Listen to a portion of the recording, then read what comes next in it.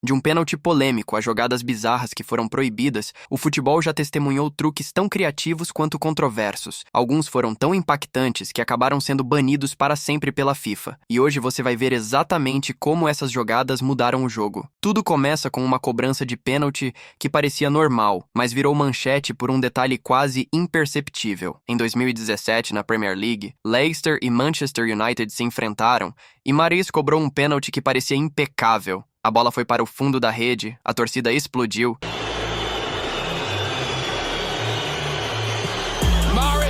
Mas o juiz anulou o gol. Sem entender nada, todos questionaram: por que o gol não valeu? Essa pergunta voltou quase 8 anos depois, quando Julián Álvarez, do Atlético de Madrid, também viu seu pênalti ser anulado em um lance semelhante contra o Real Madrid. O motivo?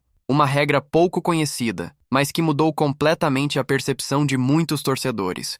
Se o jogador escorregar e acabar tocando 2 vezes na bola, mesmo que sem querer, o lance é automaticamente invalidado. E foi isso que aconteceu com Mahrez e Álvarez. Ao escorregarem, acabaram tocando na bola com os 2 pés em sequência. Um detalhe técnico que causou revolta, mas está na regra. Agora, se você achou isso estranho, espere até ver o que os sul-africanos inventaram. Um truque tão ousado que a FIFA baniu sem pensar 2 vezes. Diretamente da África do Sul surgiu a famosa jogada chamada Casa-Flava. Talvez você já tenha visto vídeos disso por aí. O jogador pisa na bola de forma artística, tentando impressionar e confundir o adversário. Mas, por mais legal que pareça, a FIFA não achou graça nenhuma. Segundo as regras oficiais, pisar na bola durante a partida é considerado conduta ilegal. Se um jogador fizer isso, o árbitro tem total liberdade para interromper o jogo e até aplicar sanções disciplinares. Então, apesar da criatividade, esse truque foi oficialmente proibido. Mas se você acha que isso já foi longe demais, se prepare. O próximo truque brasileiro não só foi banido, como quase causou uma confusão generalizada em campo. Nos anos 2000, enquanto Ronaldinho, Ronaldo e Rivaldo encantavam a Europa, um jovem chamado Kerlon criava uma jogada que chamava a atenção em todo o Brasil, o famoso drible da foquinha. Ele quicava a bola com a cabeça enquanto avançava pelos defensores, algo nunca visto antes. O sucesso foi imediato, mas um dia, durante um clássico entre Atlético MG e Cruzeiro, Kerlon executou o drible e foi brutalmente derrubado por um zagueiro que não conseguiu pará-lo de forma legal. Resultado, cartão vermelho para o defensor e uma suspensão de 4 meses. Porém, em vez de proteger o jogador criativo, a FIFA optou por banir a jogada, alegando que ela incitava comportamento violento e não condizia com o espírito do jogo. O curioso é que a técnica de Kerlon não foi exatamente inédita. Antes dele, grandes nomes como Ronaldinho e Maradona já haviam feito malabarismos com a bola apoiada na cabeça ou no pescoço, um espetáculo à parte. Crianças do mundo todo tentavam imitar essas jogadas nos campos e nas ruas. Mas, infelizmente, a FIFA declarou que manter a bola parada sobre a cabeça ou pescoço durante o jogo é antirregulamentar, sob o argumento de que isso atrasa a partida e promove jogadas provocativas. Por isso, mesmo que você tenha crescido tentando repetir esses lances mágicos, saiba que eles nunca serão aceitos no futebol profissional. Mas esses foram só os primeiros. Você ainda vai ver o pênalti de Neymar que quase fez a FIFA surtar e o cartão amarelo mais injusto da história do futebol europeu. Em uma partida entre PSG e Nantes, Marco Verratti protagonizou uma cena insólita. Ele recebeu um passe do goleiro e, sem opções de jogo, devolveu a bola de volta. Mas assim que o goleiro pegou a bola com as mãos, o árbitro correu e aplicou um cartão amarelo a Verratti.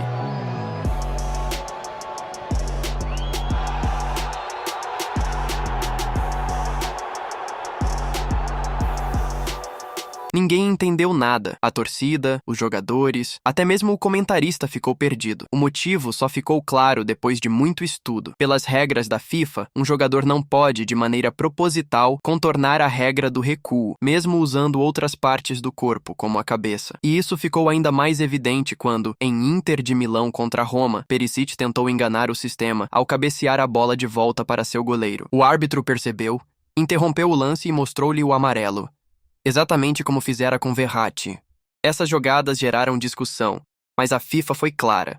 Manipular um passe intencionalmente para permitir que o goleiro use as mãos configura conduta antidesportiva. E isso nos leva a outro truque que gerou revolta em muitos torcedores: a batalha psicológica entre goleiros e cobradores de pênalti. Tradicionalmente, goleiros sempre tentaram desestabilizar os adversários com olhares, gestos e até conversas. Mas em 2022, durante a Copa do Mundo, Emiliano Martinez levou esse conceito ao extremo. Ele dançava, provocava, jogava a bola longe, fazia gestos e funcionou. A Argentina venceu suas 2 disputas de pênaltis e Martinez virou herói, mas a FIFA não gostou nem um pouco disso. Após o torneio, uma nova regra foi criada. Goleiros agora devem permanecer parados entre as traves, sem provocar ou encostar nos postes ou rede, até o chute acontecer. A medida foi vista por muitos como uma tentativa de tirar a emoção dos pênaltis, mas reflete uma tendência crescente da FIFA de controlar cada detalhe do jogo. Isso também fica evidente nas tentativas de evitar a famosa cera, ou seja, a perda de tempo proposital. Durante as Copas de 2018 e 2022, a bola ficou em jogo por pouco menos de 1 hora, algo que incomodou bastante os organizadores. A solução pensada pela FIFA? Aumentar drasticamente o tempo de acréscimo, mas o resultado foi o oposto. Jogadores passaram a se deitar ainda mais no chão. Por isso, a MLS adotou uma abordagem diferente. Se o jogador ficar mais de 15 segundos caído, precisa sair por 2 minutos.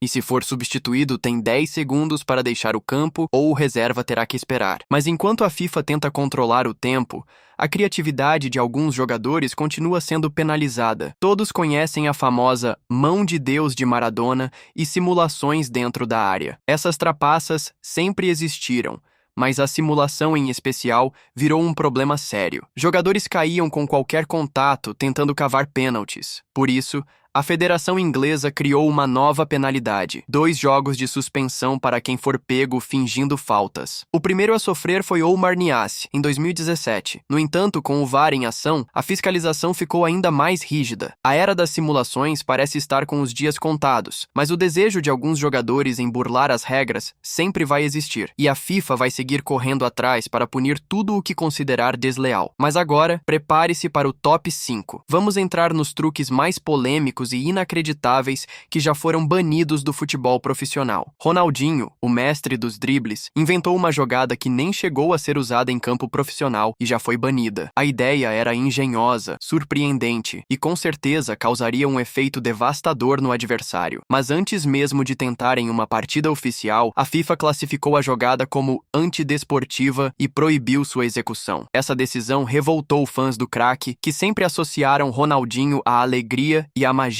do futebol. Outro truque polêmico foi o da camisa. Jogadores de rua costumavam esconder a bola com a camisa, girando rapidamente. Embora divertido de assistir, isso foi considerado uma forma de usar o uniforme como extensão do corpo, o que resulta em falta e cartão amarelo. Ainda assim, jogadores usam a mesma ação hoje em dia para comemorar gravidez. Criatividade nunca falta, não é mesmo? E aí chegamos à cobrança de falta mais criativa da história. Nos anos 1970, o Coventry surpreendeu o Everton com uma jogada espetacular. Em vez de bater a falta de forma convencional, Willie Carr segurou a bola com os calcanhares, levantou-a no ar e seu companheiro emendou direto para o gol. O lance foi eleito o gol do ano pela BBC, mas a FIFA logo baniu essa técnica. Porém, um jogador mexicano chamado Cuauhtémoc Blanco se inspirou nisso e criou o salto do coelho, outra jogada que ficou imortalizada na memória dos torcedores. Apesar disso, a FIFA segue apertando o cerco e restringindo a liberdade criativa dos jogadores. E um dos que mais sofre com isso é Neymar. Em uma partida contra o Athletic Bilbao, ele tentou aplicar um toque de arco-íris e foi duramente criticado por isso. O que era para ser uma demonstração de habilidade virou motivo de punição, e não foi um caso isolado. Neymar voltou a ser advertido ao repetir a jogada contra o Celta de Vigo, e o mesmo aconteceu com Lucas Paquetá na França. Apesar de não existir uma proibição oficial, o comportamento dos árbitros